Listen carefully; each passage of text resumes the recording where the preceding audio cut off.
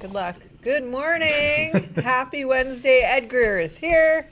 It's Screen Junkies Universe. Billy the Business is here. I won movie fights for you last week, Ed. In your absence. Dude, I was so sick. Yeah. And I just thank you so much. Your brilliance.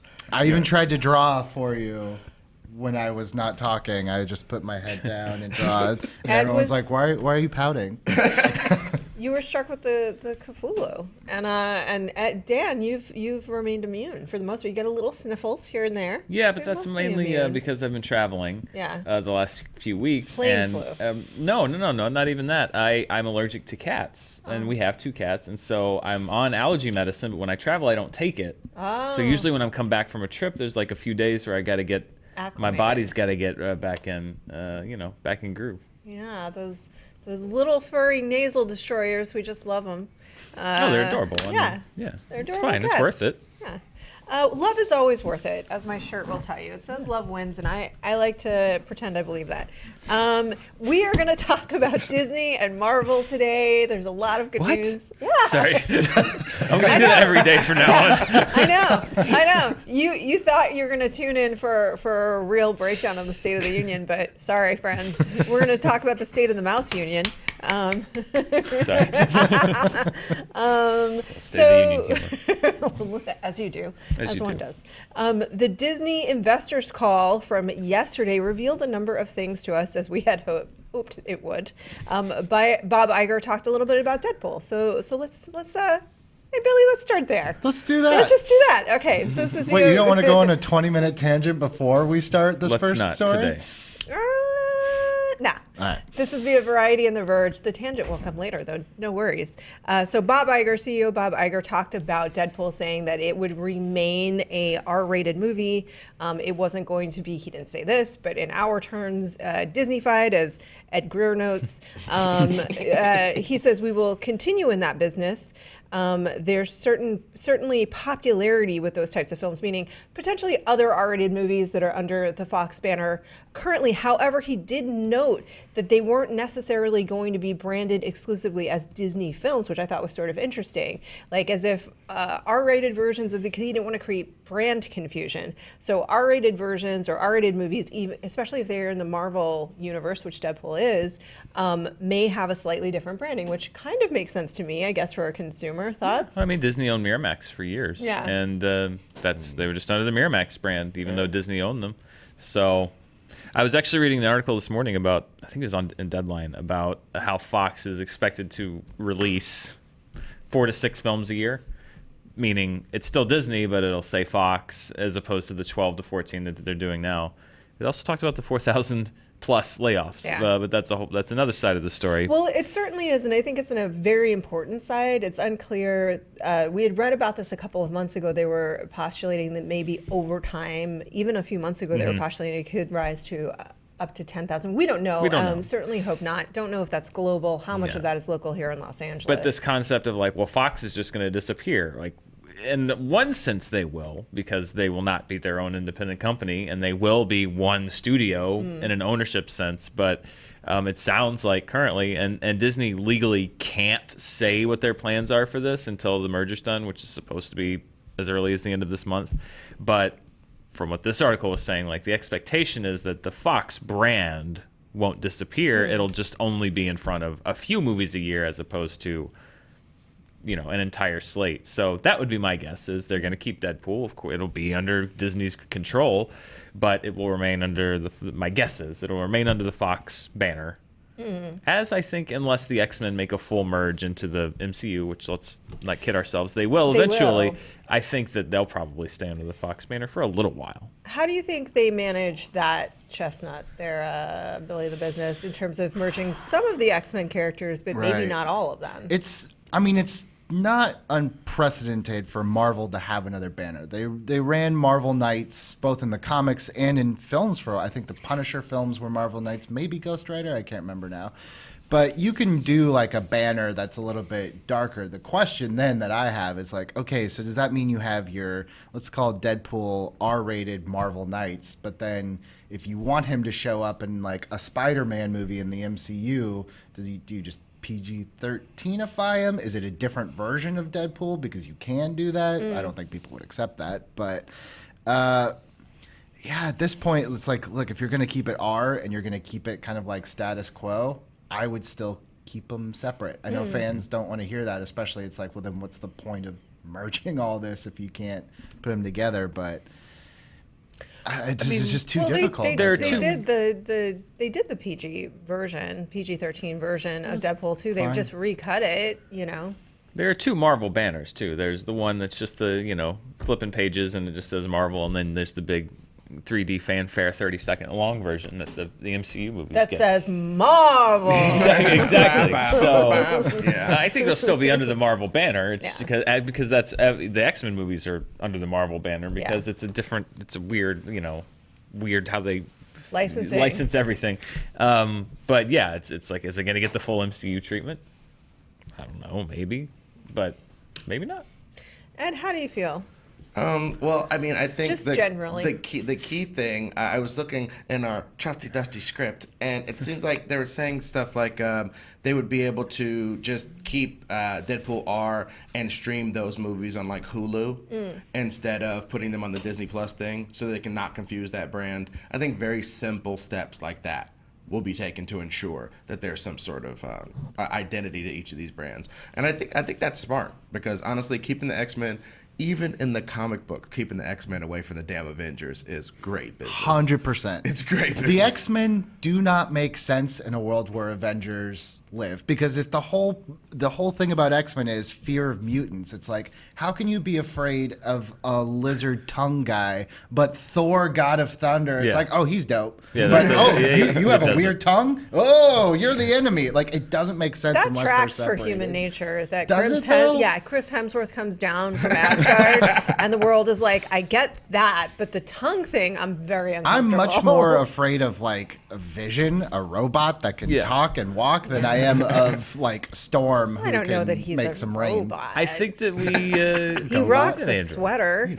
Yeah. I think we brought, when we did the honest trailer for X-Men, we brought this up, was the idea of like, in the unified Marvel universe, even, that doesn't make much sense, because there is one universe in Marvel and it's the same city where like the Fantastic Four exists and everyone's like, yeah, Mr. Fantastic, Human Torch, woo! And then Cyclops shows up and they're like, get away from me, mutie! It's like, wait, whoa, hang on.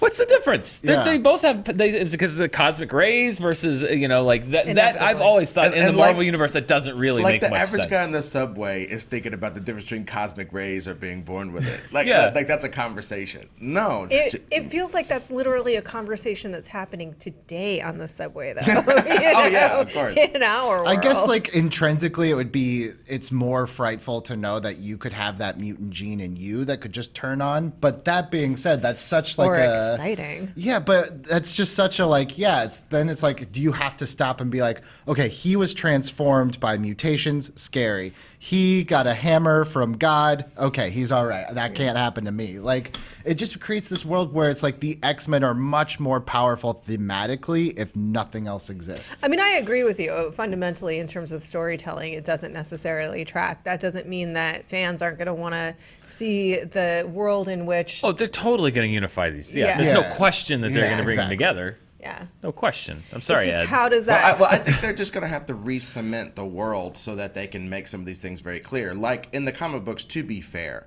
in the comic books, most people who get mutations aren't beautiful people kicking it in a school having sex with each other. You know what I mean? Most of them are just like, oh, my skin is acid. I ate my sister. You know what I mean? Yeah. It's like most mutants are messed up. So, you know, I could see the populace being more scared of that than Hensamo coming out of the sky. Which is the point I was trying to make. I agree. I agree. That's what I'm saying. I'm elaborating on the point. I totally agree. I mean, if that's the case, So, then definitely keep New Mutants, because it looks like the way they were going with that was like mutancy is being treated like this deadly plague Yeah. that some people Right. are getting. Like, if that's the case, then I wouldn't want Yeah. to dump New Mutants if that's how that movie turned out. Oh yeah, Marvel, know. Disney level screenwriting, taking something like that, putting it with, and showing the contrast between like, oh yeah, look at Captain America, he's so handsome. He just takes drugs. Yeah. He's just an old man on drugs. When you really boil it down, you know what I mean. So like, why is that better than the guy who teleports or whatever? Okay. I'd tread a little carefully because you are talking about the most superior Chris. Chris, he's the best. I love him, and he's super awesome. And I'm going to be really depressed when we get that inevitable cycle of inferior Captain Americas in the future. Oh, no. You know what I mean? So Yeah. I'm a little bit depressed for that. So trust me, I get it, but he's an old man on drugs. So go ahead. Yeah, no, definitely, you're right on that. That's indisputable. We were talking about licensing, Dan Murrell, and guess what? We're going to talk about it some more, but in a different context. All right. That's exciting. I like it. So Captain Marvel is going to be the first movie that is not of Marvel's that is not going to go to Netflix. It posts the theatrical window. It's going to go to the Disney streaming service. This is via, not surprising, this is via deadline. We knew that this was coming at Netflix. Like an unstoppable force. And then they also talked about, Iger talked about shortening, and this isn't surprising either, potentially shortening the window between the theatrical release and the streaming release. The business tells me they're gonna release a test version of that streaming service for investors in April. Yeah, so I guess there's going to be like a demo version of what it will look like, or at least a video presentation later in April. That's probably when we're going to get a launch date. It is funny because he's like, no, we're not looking to change or shorten the window right now. Like, Yeah. it's definitely happening, guys. Don't kid yourselves. Yeah. Right. With Warner Brothers especially also, and they're planning their streaming service, which I don't know. There is no release date on that plan No, yet. and the Deadline article did say that like they're being a little bit more, I don't want to say cautious, but I guess they have a game plan that's a little bit different from everyone else. Yeah. I have no idea what that means, but I don't think they're going to jump into it maybe until 2020. Yeah, so let's read between the lines. This is the actual quote in order to clarify this, which from Bob Iger. What we're basically trying to do here is invest in our future. Not surprisingly. The movies the company has made are all designed so that in the long term, this business will become an important part of Disney's bottom line, meaning the streaming service. They are incurring losses at the moment because they are losing those licensing fees. I think the losses amount to about $150 million, which sounds like a lot, but for them it's just a basically startup hit that they're willing to take. Yeah. And we'll talk about that more in a minute. And he says it's almost the equivalent of deploying capital to build out our theme parks. This is a bet on the future for the business. So I think that's a really good point, is like the theme parks cost a lot of money to make, but over time they're going to generate a lot of money. They're thinking the same thing for the streaming service. They have, as we've talked about a bunch of times, multiple revenue streams. And he said, probably wanting to please theater chains, that no, yeah, to Billy's point, we're not going to shorten that window, but they are. They absolutely will, especially when Warner Brothers is in play. One movie, eventually, you talked about this yesterday, what movie is going to be the big movie that they just do day and date? That's going to be a big negotiation with theater chains. I think that'd be very hard to pull off. What I think they're going to do is dip their toe in the water. And we've seen it the last couple of years where I think they're really trying to kill physical media. And as a incentive, I think that they put out movies on digital sometimes a month before the actual disc comes out. I could definitely see something like an Avengers Endgame hitting digital, like iTunes Vudu, like a month before the Blu-ray, and then like a week or two after the initial sales, it goes on Disney Plus, and then much later you get and this is all like with a shortened theatrical window. Yeah. Like right now it's down to what, 3 months maybe? Yeah. For about some of 3 these. months. Pretty short. I think it's But going to go. where's the incentive for Disney right now to shorten the theatrical window? They're making $1 billion on a lot of these movies. Like, why Sure. would they shorten that time? Like, they're raking in Well, cash. it depends on the movie. It depends on the movie and if they are making $1 billion. Right. You know what I mean? I think that's one thing that it depends on. It depends on how much they truly believe in. You're right, but how much they truly believe in 10 years. And last year's box office doesn't support this. That streaming will be the dominant. I mean, streaming is the dominant form, but that how much are they investing in the idea that streaming is more important ultimately than the theatrical window? I don't know the answer to that, Yeah. by the way. But you know what we do want to speculate about? Netflix. Because we've talked about this a lot, and we get yelled at a lot, Dan Murrell, about the idea that we have postulated that Netflix will probably be the canary in the coal mine that came out of the gate, showed everybody how to do it, made all the mistakes, everybody will learn from it, and 5 to 7 years from now will not exist, and/or will Not be in the way bought. you know it, at Not in the least. way you know it, and/or will be bought by another entity. Why? Because it's 199 countries. It's it has limited room for growth, and it has 0 other revenue streams aside from what it is. I know I'm getting that House of Cards Funko, but it does not have parks. It does not have TV networks. It does not have all of the merchandising opportunities that some of these other entities do. And it doesn't have, like Amazon does, toilet paper. Yeah, it's true. It doesn't. I mean, yet. Yes. Yet. They should, though. Yeah. I'd buy some Demogorgon Orange is toilet the paper. Demogorgon. Yeah. Demo Wipton. You keep working on that. I'm going to workshop that. I'm going to workshop that while Dan Murrell pitches an article he just read. No, yeah. The reason I bring it up is like, yeah, we get people get very upset when we talk about this, and it's just like, you need to understand. Don't talk about something you don't know about. And it's like, well, first of all, we do that all the time. We do that all the time. Number one, that's kind of what the show is. And number two, like I've done some research. We've all done a little bit of research, but you're right. We don't have business degrees, and a lot of people say like you don't understand what you're talking about. Don't talk about what you don't understand. So I would point them to, I read a really good article in Forbes that came out yesterday. It's written by a guy named David Traynor. And I'm not saying it's correct, but it's sort of what I think all of us have been reading when we talk about this on the air. It lays out, I think, a pretty compelling case, or at least the case against Netflix in the sense of like, here's the revenue growth, here's what they've been spending, here are the scenarios under which they have to remain profitable versus their performance in the past. Here's the background of the company, here's their competition, and I think I'm not saying that this is what's actually going to happen, but I think for everybody that says like, how could you ever think that Netflix wouldn't succeed? They have this many there's more than just number of subscribers and X amount of money they're taking in per month. It lays out their revenue versus their expenditures and how it's accelerated over time, how their stock prices, their drop over the last 6 months, how investors have been reacting to different, revenue growth and slowing revenue growth and how much they'd have to raise their prices. And it brings up things like the fact that since 2011, Netflix has had a cash burn, which means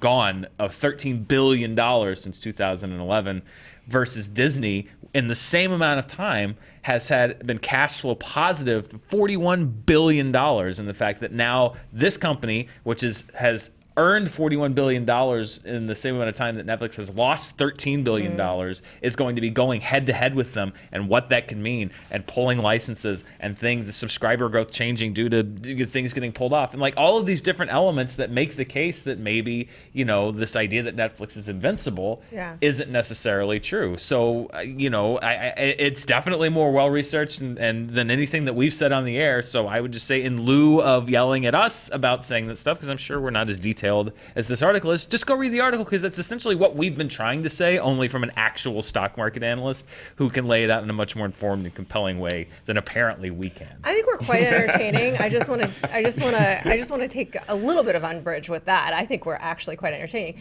and I want to plus up us for just basically from a consumer perspective guessing what the stocks confirm. But also too, but I also want to say we definitely always don't know what we're talking about. No, we're here we to don't. have fun with you. But that's also to say, a lot of times, we work in this industry. We know people at some of these places. We can't come in there and be like, well, let me tell you who said what. But it's like we do hear anecdotally. Yeah. I know people in this streaming industry that are telling me hey, I maybe don't work or turn down something at Netflix or whatever because I'm just unsure. So it's I don't have facts and figures to always back up, our thoughts, but I think in terms of educated guess, and then this something like this Forbes article, it's it's just how these things kind of go sometimes. There's always an innovator who comes out, does it. Everyone sits back, especially Disney. Disney's always the one that sits back and waits to see what happens. AOL and then does is it what best. this article compared Netflix to, that it could, Absolutely. under certain scenarios where it becomes the AOL in the space, which is essentially you have one service that comes forward and just dominates. Like for America phone. Online was that was the internet. Yeah.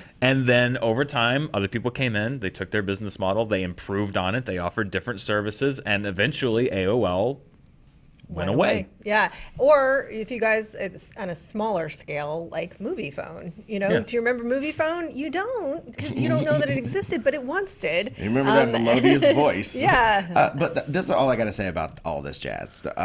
I personally don't. I'm just more positive, maybe. Not the fact that I care if Netflix goes the way of the dodo. I definitely don't. You know what I mean? Something will replace it. Many carrion eaters will replace it. I don't care.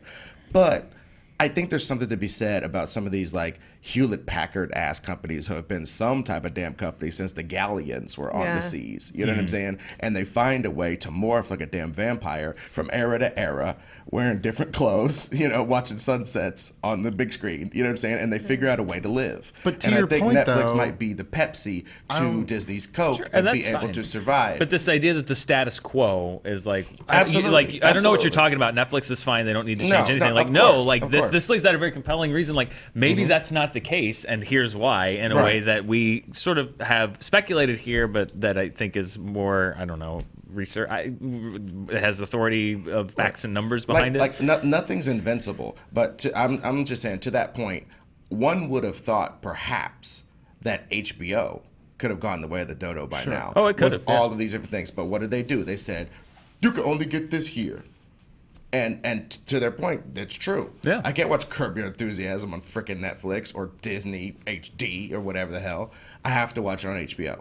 So if Netflix can carve out an identity of this is what we do and you're not going to kill us, then they'll survive. But this dominate the industry thing, probably not. But to your HBO point is of- not invincible though. HBO is not in danger. And like, I'm when you- just saying, I would have thought they might have been gone already. when you think of a company like Hewlett-Packard being around forever or something like that, it's like, but they also evolved with different revenue streams and different products. It wasn't just computers. I agree. It was a line of different things. What Netflix hasn't done as of yet, like they really revolutionized. They were the ones that said, okay, the discs thing is probably not going to work out for too much longer. Let's try this streaming thing. But since then, where's the innovation? There's nothing. There's no other. Well, their products. original programming has certainly Sure, but there's carved out a no, niche for there's them. no. Apple will always have Apple products. Their streaming, it's almost a moot point. Yeah. Amazon will always have consumer goods. Disney will always have theme parks And merchandise. Like Netflix has Stranger Things and great movies and great stuff. But where's that other form of revenue coming? Right. Where's that other thing that's going to keep them evolving so they can be around for a long time? As of right now, they may be in a room locked I'm away just saying with they another might product, be like but- a shark where not that much evolution is necessary Sure. to live. But they're it's- getting hammered. They're going to get hammered. I mean, because not only you're talking about, not only is it Disney in play, Warner Brothers is going to be in play.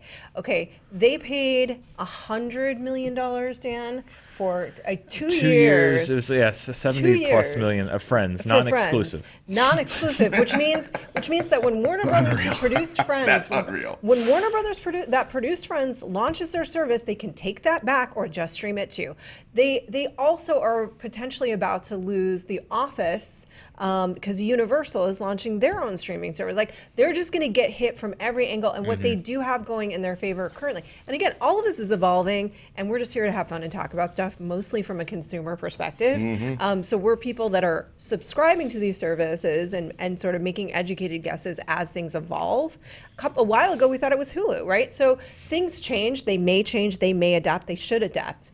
If they're smart, they will be in meetings thinking about how to adapt. The thing that they have going for them right now is building a massive base and catalog of international shows and movies that, because they are much more an internationally facing brand, things that are targeted to different audiences, specifically local areas. So, but if I'm a different service at a certain point, if Netflix actually is in danger in 5 to 7 years from now, somebody else can sweep in and be like, thanks for making that. Now I'm buying your library. Well, the great irony would be if ultimately Netflix, which has excelled in original programming and now is going to the movie production business, in 5 years ends up being a production company that's licensing its content out to other streaming networks. Services. But maybe that's their future. Yeah. Maybe in Well, 5-7 like I years said, they're like, that's you all I'm know. saying. This concept that they'll somehow be able to be stomped out. Yeah. I just don't think so, because of the fact that they that they smartly, as an evolution, got into original program. Just imagine how screwed they'd be if they said, well, we got everybody's movies and we get to just sell everybody's chicken, as people who have watched this show for a long time. They're just great to sell everybody's chicken, you know. Mountain Dew drinkers. Hey, I drank a Mountain Dew and watched Venom 2 days ago. So maybe I was still sick, and I enjoyed it. But anyway, both of them, both the products. But the bottom line is, but that's what I'm saying. That sort of, that dedication to original programming, I think saved their life for a while. You know what I mean? So like you said, they're going to have to do more and more. But I think to Dan's point, I think Dan is absolutely right. In the end, they'll be what they are. What they're trying to be is a brand. They were a service. Now they're slowly transitioning into a brand. Right. And brands can survive, just like Fox. Fox got ate by a big ass shark, and they're inside like Jonah, fixing dinner and playing with Pinocchio. You know what I mean? They got ate by Disney. They should be being digested, but they are not. They are a brand with Deadpool and all this jazz, and they're going to have movies coming out. So Netflix could do some of the same thing in the far-flung future. I have a pitch for us for why Disney would shorten the window. Here it is. If we move forward in the future, and so they're making, I don't know that they would do this on $1 billion movie, but say there's a movie that's projected to make, I don't know, $250 million, right, in the theaters. A Wrinkle in Time. Well, sure, A Wrinkle in Globally. Time. Sure, A Wrinkle in Time. So half of that is going to roughly, it depends on the market, blah, blah, blah. Roughly half is going to go to the theatrical chains themselves. Or they could say, use this, maybe not A Wrinkle in Time, but something else that has some heat on it but isn't going to make an insane amount of money. They could use this as an opportunity to say, if you don't already have our streaming service, get our streaming service. And if you do already have our streaming service, then you get this movie on the date that it's released for, say, $10. Well, all 10 of those dollars are going to them. They don't have to split that with anyone. So they have that opportunity. And then at the end of the movie, there's a link to buy, say it's Solo. There's a link at the end of the movie to all of the merchandise that you can get about in the Star Wars universe, baked in to the streaming service to take you to like wherever Disney online, I buy things Disney because mouse.com. Why not do that? I think that will be the great Lord of the Rings, War of the Ring between the exhibitors and Disney then, because if Disney makes that move, they are killing the theatrical Bless you. exhibition industry. I mean, they are. They're certainly taking away a huge chunk of their revenue, and they're not doing, there was a great business year last year. Bless you. Dollar-wise, but when you account for inflation, et cetera, the number of tickets sold was actually on par or lower, certainly lower than the peak of the exhibition windows back in the 90s as far as sheer number of tickets sold. Yeah. Revenue is at a record high, but you have to adjust those numbers. So that would be where the theater chains would all have to get together and say, like, then we aren't showing anything from you, like they do with Netflix now. And I mean, that's either going to be the studios break and movies still play in theaters. They're not going to have that option. Or playing in theaters is a thing of the past, which would suck. It would suck. I'm just making a business-based argument, but theater chains aren't going to have the option to literally say we're not showing anything from Disney and Fox. What are you left with? Well, but the leverage you have there is like, okay, if you want to take that gamble, go ahead. I don't think AMC or any other theater chain is in a position to say we're literally only going to show Sony and Paramount and Universal movies. Well, but if they give that ground away once to one studio, then that's what every studio is going to do, and they're going to lose all of their. I'm not saying I want this. I don't. But I mean, I'm just saying like that would be a real showdown, because if they give ground to the biggest theatrical chain, then they have to give ground to all the chains, which means that they're losing their business, because what percentage of people would then stay at home and watch these movies? A pretty high percentage. A pretty high percentage. But then you're talking about they would probably put Endgame, of course, in theaters, and they would put that in for a pretty decent window, right? So like, and then AMC and Regal is not in a position to say we're just not going to show Endgame in our theater. Long term, if they want to preserve their business, that may be the position they find themselves in. If Disney says we're going to put this in your theaters for 3 weeks or nothing, they may be in a position to have to say, like, because they can't set that precedent, to say like, okay, then it's nothing, and then it's back in Disney's court. And you're hoping that Disney blinks. Well, there is somewhat precedent for this kind of model, and I know you guys love it when I talk about this. For most of the, I don't mind the wrestling analogies. but here's where it fits. Here's where it actually fits. For the 80s and 90s, what a lot of people don't realize is WWE's biggest revenue stream was pay-per-view. So when they announced that they were going to do a network for $10 a month, and every pay-per-view, which was roughly at the time like $40-50 every month, every pay-per-view would be free if you paid $10 a month, including WrestleMania, which was sometimes upwards of $70-80. People freaked, especially the pay-per-view companies, and a lot of them said, if you do this, if you give away this to build your subscription, we will not carry your pay-per-views. I think DirecTV and some of the others said, we just won't do WrestleMania, which to them had been, to that point, this was before UFC was quite as big as it was. They were like, we're not going to carry your stuff. So people who don't have the network, they're just not going to get that revenue. And WWE didn't blink because they said, we have done the math, and over 2 or 3 years, if we get our subscriber count up to X, that will cover every piece of pay-per-view revenue that we would have lost. So if Disney theoretically did the numbers and said, look, if we can get people to hop on at this price point for some premium content like an Avengers Endgame, and we could get the subscriber number to X by 3 years, that might more than make up for what we would lose if you guys choose not to show this theatrically. And it could happen. I mean, because what they're making theatrically in total is such a small portion of what they're making. Truly. Because like they're making so much from the parks, from the merchandise, from all of these other, I'm not saying it's nothing at all. I'm really not. No. Listen. And I'm as not, a theater lover, I don't want this to happen. We're just having fun speculating. But I'm not going to sit here and pretend like it's very possible within the next 10 years that the death of the theatrical exhibition model as we know it isn't imminent. I mean, that's probably what's happening, and I'm not saying that's not going to happen. I'm just saying that's a real Bummer. effing shame. Like, that's just going to be really sad. Really, really sad to a lot of people who love that experience, if because of streaming services and competition and convenience that the way that movies have been exhibited for over a century largely just disappears. And I know that a lot of people like it better and a lot of people prefer to watch it at home, and that's great, but there's going to be a certain amount of us that are really, really bummed out that that's the future of it, because that is an experience that you can't, I'm sorry, you don't get at that same experience at home. You just, you don't. To that point, I think we may, in the future, maybe 10 years in the future, this conversation we're having, especially what me and Dan are saying, would be the buggy whip conversation. Oh my God, you're so funny. You know what I'm saying? Maybe it's going to be a buggy whip conversation. Like me and him talk about, man, these buggy whips, they were really good. We could use them on cars some kind of way. It sounded all stupid. But I don't necessarily agree that that's going to be the case, because I think we're discounting the fact that you can get this beautiful thing that was on a big ass screen. It was super huge. You could see all up James McAvoy's nostrils. This giant freaking thing. Part. Now you can get this giant freaking thing on your giant ass TV at home. That's part of it. I don't understand why people are dismissing that. I don't know who these kids are who don't want to see Venom on the big screen. I don't know who these kids are. Maybe they're making new kids. I see when I go to the movies, I see 15-year-old kids all the time.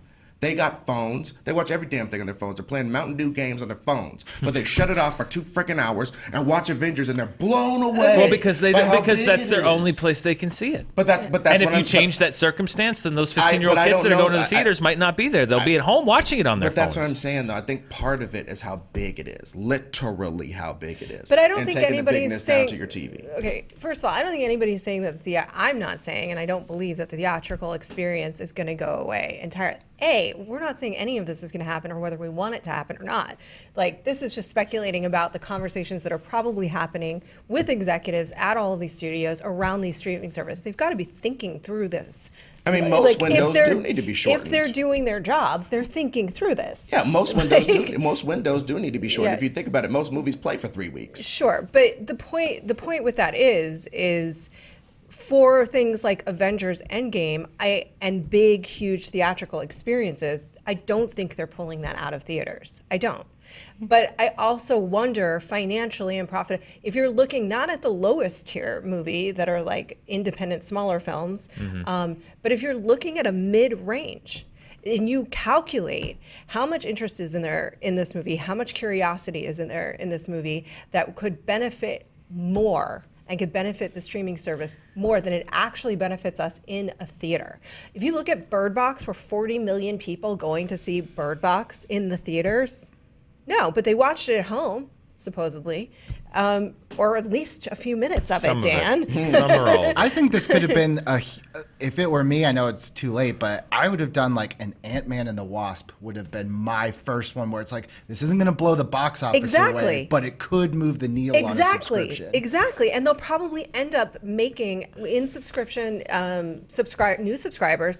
And if you charge a little bit of money on top of your subscription, which I don't think is unfair to see this brand new movie at home, it's probably going to end up benefiting the business so much more. Yeah, but the business, yes. But my thing is, this is the end game of something that's been happening since the 1970s, when the studios started getting bought by major corporations. Which is, at first, the studio executives were there and they were fighting the business guys. They were saying like, no, I'm sticking behind this director, I'm sticking behind this actor. We're going to make this movie because this is going to be a good movie. And sometimes they won and sometimes they lost. But the studio is an artistic arm of a corporation, and generally the studio heads were there to make the best movies they can make, and hopefully they turn a profit so that they can go and make more movies. And over the last 30, 40 years, what's happened is that the studio heads now run the business.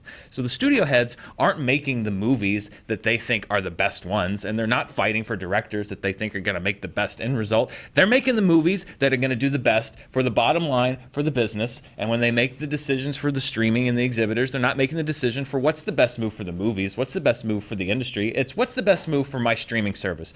If I pull this out of theaters after 3 weeks, it doesn't really matter about the viewer experience. This is going to get me, my actuary says, or whatever, my accountants say that X% of people are going to, are 3 times more likely to, and it becomes all about the bottom line and the business. And that's what I hate. But movies are being pulled out of theaters after, first of all, the last person that wants to see the theatrical experience die is me. That said, movies are pulled out of theaters after a few weeks anyway, a lot of them. And additionally to that is there has to be some level of compromise there. This is the way that the world is going. It doesn't mean that it's the end of, I don't believe that we're at the end of the box office experience. Last year was a banner year for box office. Huge money. Obviously, everybody's going to be looking at that and saying, hey, the theatrical experience is not dead. People are still going to the movies. In fact, they're going to them and then went to them. It made record amounts of money last year, right? So like, I don't think we're talking about the death of theaters at all. I think it's very likely, and I think that if the heads of these five major studios, down from 6, ever see that killing the theatrical experience largely will make them an extra 10% profit, they won't hesitate to do it without one thought about what that means for the movie-going experience. And I know that's stupid and sentimental, and people say that I'm an idiot for clinging on to this, but I whatever. guarantee you all the people are saying rah rah. But I agree with you about preserving the theatrical experience, but I also think I genuinely think a lot of these executives are not entirely cynical. Some of them maybe, but I think that if you get into entertainment, whatever portion of the business that you're in, unless you're just coming from an accounting background, which some of that is true, is like you probably have some level of care for you. You loved it at some point. You know what I mean? At a point in your life, you felt things. We all did. Once upon a time. Billy, you felt things once.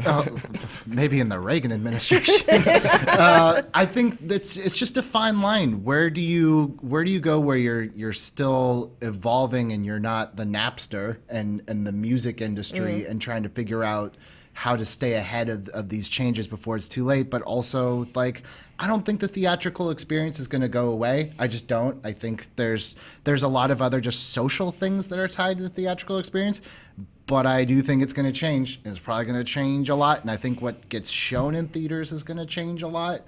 But I think it has to, like, all of this has to evolve. Like, the more you stay stagnant, the more you're just going to kill kill that industry. I think music it still took a hit. Like music is never going to be the same because they tried to fight the change so hard. And as a result, you know who actually suffered? The artists. The artists, yeah. That's who actually suffered because the industry wouldn't freaking let evolve. And then you're right, the services were so, I can't remember which musician came out and they had an album or a song that was streamed, I think like 50, like an insane number of times, and they got a check for $1,200 or something ridiculous. And it was a pretty well-known artist. Caleb, if you're listening, you told me the story the other day, and I can't remember who it is. But it is like the artists are the ones that we should be thinking about getting protected in any of this, and at least they have unions, unlike in the music industry where they're completely unprotected. Well, look at the music industry. I mean, it was an album-based industry. we were. No, no, I'm saying like in the context of the theatrical thing, like 20 years ago, it was an album-based industry, and artists would put together an album that was like it was judged on a whole. People reviewed the album, and now no one cares about an album anymore. It's all about the single. What's the single? What's the song? Who downloads an entire album anymore? About the visual experience. Nobody does. Like the music, the consumption of music from the consumer and the way that it's marketed and sold has changed drastically in 20 years, from no Napster to now what we have today. And like I think, that's not saying like, yes, they're making a lot of money and that was probably the right move for them. That doesn't mean that there can't be people that were just like, I used to love when it was about an album. It was about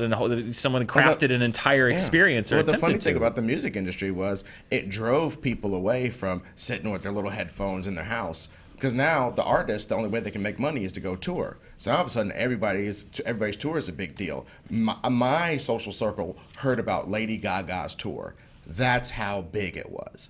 So oddly enough, instead of shunting people off into their homes, looking at screens and trying to enjoy music that way, it drove people out of their houses to all these festivals and different concerts. And Bono and them are doing bigger business than ever, and they're passe as hell because people will come see them. How dare you? Yeah, the streets have no name. It's just it's all evolving. Like everything is evolving, and I don't know. I don't know where the sentimentality versus just like the realization that like I'm sure if you were to go back 30, 40 years ago and they saw what we have even just right now, they'd be like, it's the death of cinema, and we've been getting some of the some really great stuff. Maybe this is just us coming to grips with like our way that we've always had it is the best, and I don't want it to change. I don't know if this is just us being old fogies and I think or it whatnot, is. but it's a little bit of everything. It's a little bit of everything. And we're probably looking at the worst case snenario versions of things, Sure, yeah. which it's like television came, radio came, and television was going to be the death of cinema. And, I just feel like over time, we'll see where it goes in the next 5 to 7 years, but we probably we just care about these things. But I would say this, as streaming services evolved, returning to the music industry and the people who really suffered were the artists, that's where I start to get a little concerned, because if you look at things like residuals, that whole model changes when in the Netflix, they're buyouts, right? So the actors do not get residuals there at all. Like they completely buy out, and Netflix entirely owns it. How much if Disney's knows they're going to launch a movie on a streaming service and new shows and all of this,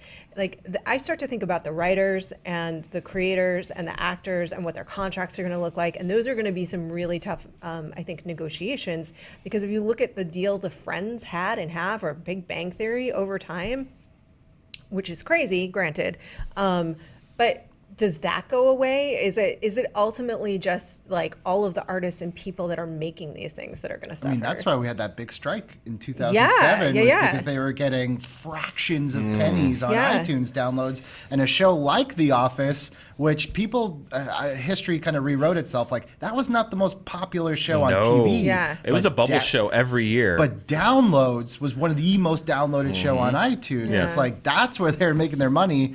And it's like, that's where you're saying, like, at least with movies and stuff, they are unionized. So I think there could be another strike coming down the road. But we were talking about that. Yeah. Like I live in fear at the moment. And also, I've been thinking about the idea that we look to be poised for a recession. period. There are massive layoffs happening for a number of different structural reasons in the entertainment industry, specifically in Los Angeles. And then if we are looking at these changing dynamics in streaming services and how they operate, you're looking at potential strikes from different unions. All of that coalesced to a lot of people being out of work.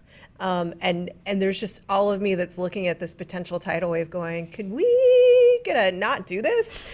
Like, can we get ahead of this somehow and just, I don't know, make sure people are okay? Dan? Make it okay, Dan. I wish I could. Dan. I wish I could fix it. I can't. It's just, Make it better. it's going to be a rough few years. So That's on the that truth. note, Avengers Endgame looks like it's gonna be 3 hours long. We gotta wrap it up, but that was that was our final story that Billy will quickly download you on. Yeah, I mean, just the Russos did an interview, I think, with Collider the other day, where they said, look, their cut is still at 3 hours. They've test screened it a couple times. There was this rumor going around, and I don't know where it started, but that Disney was thinking of putting an intermission in this movie, which I thought was just kind of cool because it just made it I feel like like an that event. idea, Yeah. But I guess the Russos said out of 4 screenings, 3 of them, not a single person got up to go to the bathroom. Well, The now, pee hang on. test. Wait a minute. The pee test. If I knew the Russo brothers were in the room with me when I was watching their movie, I wouldn't get up to go to the bathroom either. Like, what does that have Wait, to do with No, staying if you're in at a test screening, Yeah. you have to know that you're being watched. So of course you don't get up to go to the bathroom because they're going to be like, "Hey, where are you going? Like, what's going on?" Like, I like the idea of Anthony Russo waiting outside of the bathroom. What do you do? And you come out Like and Chris you're Hansen to and Catch a Predator? And they have What's going on here? He has like a clipboard and he's like, "Why was it that moment?" I'm in just saying, I wouldn't particular. go to the bathroom either if I knew that I was being watched by Disney executives. I'd sit my ass down and hold it like I did like the first time I saw Return of the King. Oh God! Oh my God! I was like, just go to the Great Havens. I wanted to push that boat out to sea. I was like, I love this. This is great, but just go, get out of here. The last Hobbit movie, I had the same experience where I kept thinking it was ending, and I really needed to pee, and as a result, I was so mad at it, Billy. You know what happened to me, my Return of the King? It was the second time I saw it. I had to pee. I was with my then girlfriend at the time. I left, went pee. It was playing in so many theaters, and it's such a long movie, I couldn't remember which theater we were in. And I went into 4 different theaters, and they were all roughly at the same part. So I ended up about halfway through the movie just sitting by myself in the first row. I was like, I guess we'll just meet up later. This was before we had like cell phones to text. So like I ended up picking obviously the wrong one. Yeah. And she was waiting in the lobby for about 15 minutes. She's like, Uh-oh. where did you go? Was she mad? Yeah, she was pretty mad. She was I was like, I didn't know where to go. I literally didn't know where to go. It was playing in it was like a 22 stadium theater, and 18 of the screens were Return of the King. And it started every 5 minutes. You try to figure out what theater it is. All right. Didn't you have your ticket stub? No. Oh, I never save my ticket stubs. I do. They're literally framed. Oh, yeah. I have like 10 years of ticket stubs I'm not framed. sentimental that way. Yeah, I know. Obviously, I am. We all This show has proven. We all are. We all. I mean, I think there's nobody here that doesn't love. Look what we do with our lives. We're madness. We're full on madness, Dan Murrell. It's just bananas. You. Me? Yeah, entertain us and tell the people where you can be entertaining. You can listen to my podcast, Nerd Goat. It's climbing up the charts. We got a bunch of iTunes reviews. We're still 5 stars, so we're growing. Nerd Goat Podcast, and follow us on Nerd Goat Podcast at Twitter and at Greer Destroys on Twitter. All right. And hopefully someday my Comedy Central will come out, so people can do that. Oh, and I recorded my album in San Francisco this last right before I got sick. I think that's what made me sick. All the material coming out of my body. Congratulations. So yeah, it'll be coming out whenever my Comedy Central thing comes out, so that there could be some synergy and so people can care. That's awesome. Well, congratulations. We will look forward to more entertaining things from the Ed Greer. Thank you for joining us today. Thank you. You guys let us know where your Infinity War pee break was, and if Anthony Russo was waiting to have a word with you when you came out of the bathroom.